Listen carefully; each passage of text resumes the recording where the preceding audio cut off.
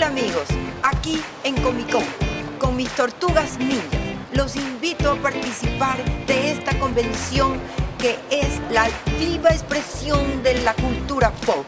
Superhéroes, experiencias fantásticas para soñar, para vivir, para coleccionar, para comprar, para aprender. Es decir, todo un mundo de fantasía para los niños, jóvenes, adultos, de toda edad.